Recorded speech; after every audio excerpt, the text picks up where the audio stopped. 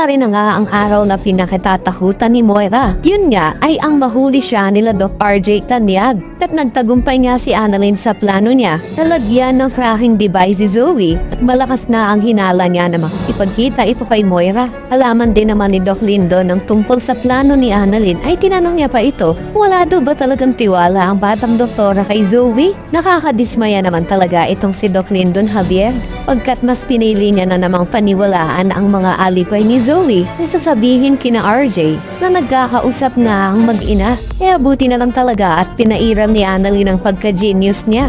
Samantala matapos na nilang madakip itong si Moira ay tumawag agad si Lynette kay Giselle upang ipaalam ang mabuting balita. Labis naman ito ikinasiya ni Giselle pagkat sa tinagal-tagal nga ng paghahanap nila kay Moira na umabot pa sa Japan ay sa wakas at nahuli na rin ito. Kaya naman ang makauwi na sa Pilipinas itong kriminal na si Moira at nagtuos na ang dalawa. May sinulubong agad ni Giselle ang Bruhilda ng isang lumalagapak na sampan at galit na sinabi na bagay ito kay Moira. Posas na nakalagay sa mga kamay niya. Ngunit sa lagay ni Moira ay may gana pa rin talaga siyang magmatakang. Palaban nga nitong sagot sa kapatid ni RJ na hindi daw siya nasisindak sa mga sampal ni Giselle. Sa oras lang daw talaga na makalagna ang posa sa mga kamay niya, ay mas mabigat na sampal pa ang ibibigay niya dito sa kapatid ni RJ.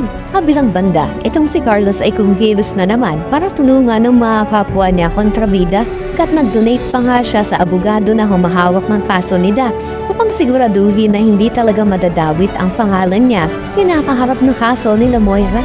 Ngunit hindi niya inaasahan na bigla palang susugod itong si Giselle sa opisina ng nasabing abogado. Kaya nang pumasok na ang sekretary sa opisina ng abogado, karantang-karanta pa nitong sinabi na may babae daw na nagpupumilit pumasok at ito nga daw ay si Giselle Tanyag. Alas manlaki na ang mga mata ni Carlos pagkat hindi niya alam kung saan siya magtatago pagkat hindi siya po pwedeng makita ni Giselle doon. Kat pag nakita siya ng kapatid ni Robert ay katapusan na ng maliligayang araw niya. Ito na rin ang simula ng pagkabukin ng mga tinatago nilang sikreto. Kaya naman kung isa ka rin sa mga nagnanais na sana ay malaman na ni Giselle na si Carlos ang pumal na nagbabayad sa abogado na humahawak ng kaso ni Dax pati na rin ni Moira. Maraming salamat sa iyong panonood.